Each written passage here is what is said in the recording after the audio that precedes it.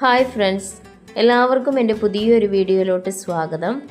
ഇന്ന് നമ്മൾ ഉണ്ടാക്കാൻ വേണ്ടി പോകുന്നത് ചിക്കൻ കറിയാണ്. അതിനായി 1/4 കിലോ ചിക്കൻ നന്നായി കഴുകി വൃത്തിയാക്കി എടുത്തിട്ടുണ്ട്. 1/4 ടേബിൾ സ്പൂൺ മഞ്ഞൾപ്പൊടി ചേർത്ത് കൊടുക്കാം. 1/4 ടേബിൾ സ്പൂൺ ഉപ്പ് ചേർത്ത് കൊടുക്കാം. 1/4 ടേബിൾ സ്പൂൺ കുരുമുളക് പൊടി കൂടി ചേർത്ത് കൊടുക്കാം. 2 ടേബിൾ സ്പൂൺ വിനാഗിരി കൂടി ഒഴിച്ച് നന്നായിട്ടൊന്ന് മിക്സ് ചെയ്ത് അരമണിക്കൂറത്തേക്കൊന്ന് മാറ്റി വയ്ക്കാം. ഒരു ചീഞ്ചട്ടി എടുത്ത് അതിനകത്തോട്ട് എണ്ണയൊഴിച്ചു കൊടുക്കാം.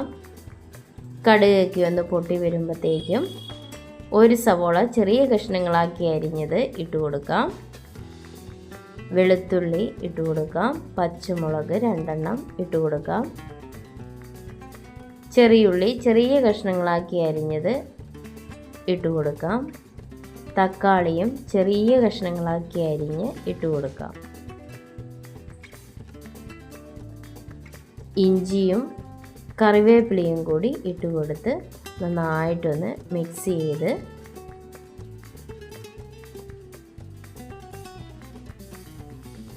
ഇപ്പോൾ അത്യാവശ്യം എല്ലാം ഒന്ന് വഴന്നു വന്നിട്ടുണ്ട്. അതിനകത്തേക്ക് നമുക്ക് ആവശ്യമായ പൊടി ചേർത്ത് കൊടുക്കാം. 2 ടേബിൾ സ്പൂൺ മുളക് പൊടി ചേർത്ത് കൊടുക്കാം. 1/4 ടേബിൾ സ്പൂൺ മഞ്ഞൾപ്പൊടി, 1 ടേബിൾ സ്പൂൺ മല്ലിപ്പൊടി, 1/2 ടേബിൾ സ്പൂൺ ഗരം മസാല എല്ലാം കൂടി ഒന്ന് മിക്സ് ചെയ്യാം. 1/4 ടേബിൾ സ്പൂൺ കുരുമുളക് പൊടി.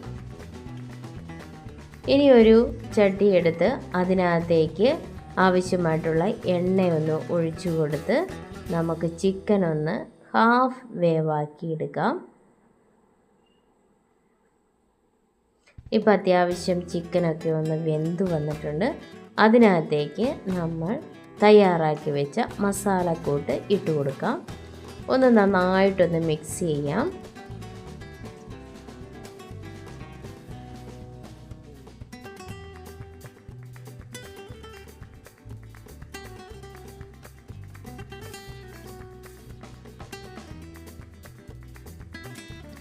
അതിനകത്തേക്ക് ആവശ്യമായിട്ടുള്ള വെള്ളം കൂടി ചേർത്ത് കൊടുക്കാം.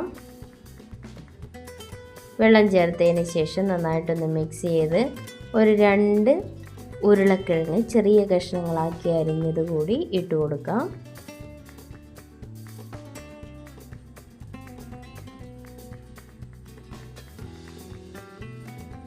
ഇനിയൊന്ന് അടച്ചു വെച്ച് വേവിക്കാം.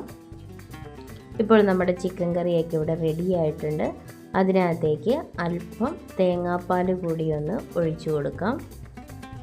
ഇപ്പോൾ അടിപൊളി ടേസ്റ്റിലുള്ള ചിക്കൻ കറി ഇവിടെ തയ്യാറായിട്ടുണ്ട്.